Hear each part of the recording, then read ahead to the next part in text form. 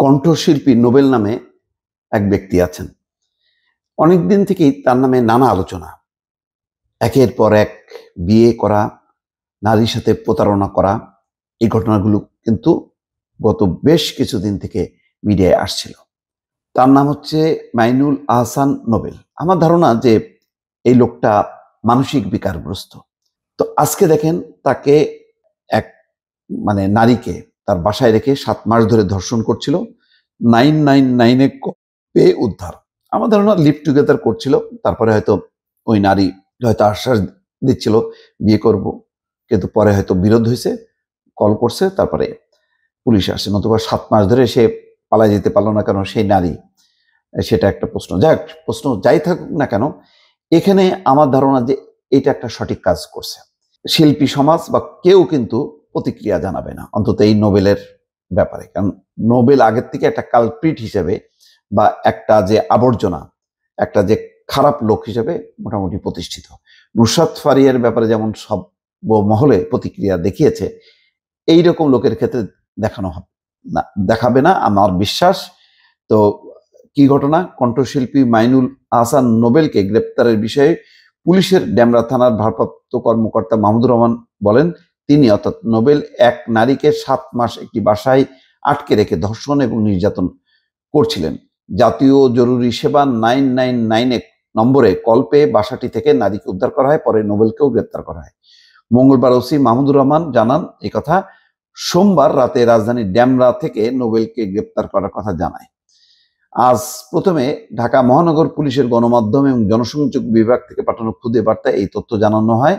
পরে ডেমরা থানা পুলিশও এই তথ্য নিশ্চিত করেন। ওসি মাহমুদুর রহমান জানান, প্রাথমিকভাবে তারা জানতে পেরেছেন গত নভেম্বরে ইডেন কলেজের এক ছাত্রীকে গুলশানে দেখা করার কথা বলে ডেকে নেন নোবেল। তাকে বিয়ের প্রলোভন দেখান। পরে 7 মাস ডেমরার একটি বাসায় তাকে আটকে রাখেন তিনি।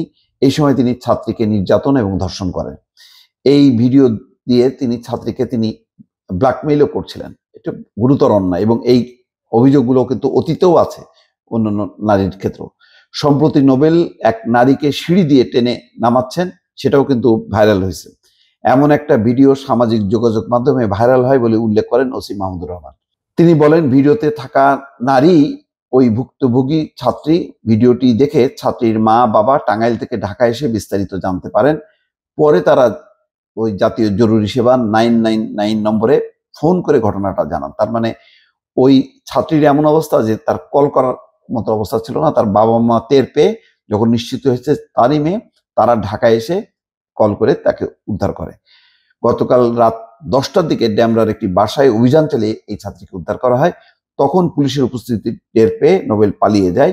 পরে তথ্য প্রযুক্তির সহায়তায় গতকাল দিবাগত রাত 2টার দিকে নোবেলকে ডেমরা এলাকা থেকে গ্রেপ্তার করা হয় বলে জানান ওসি মাহমুদুর রহমান। তিনি বলেন, নোবেল সীমান্ত দিয়ে দেশের বাইরে পালিয়ে যাওয়ার পরিকল্পনা করছিলেন। এই জন্য তিনি একটি মাইক্রোবাস ভাড়া করেছিলেন। তবে পালানোর আগেই তাকে গ্রেপ্তার করা হয়।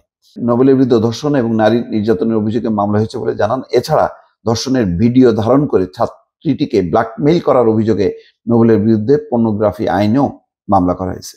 দেখেন, এখন নোবেলকে কারাগারে পাঠানোর আদেশ দেওয়া হয়েছে। এটা কলকাতায় কোনো একটা অনুষ্ঠানে, ভারতীয় টিভি চ্যানেল জি বাংলার সঙ্গীত বিষয়ক প্রতিযোগিতা অনুষ্ঠান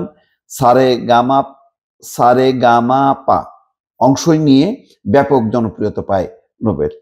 কিন্তু ওই জনপ্রিয়তা আর ধরে রাখতে পারেনি। এরপর নানা ঘটনায় বারবার বিতর্কে জড়িয়েছেন তিনি। এর আগেও বিভিন্ন অভিযোগে তিনি আটক হয়েছেন। একটা 3rd ক্লাস ক্রিমিনাল লোক। এইরকম শিল্পীর ব্যাপারে আশা করা যায় কোনো প্রতিবাদ হবে না এবং এটার ব্যাপারে আইনগত ব্যবস্থা নেওয়া উচিত সঠিকভাবে। দর্শক ভালো থাকবেন, আল্লাহ হাফেজ।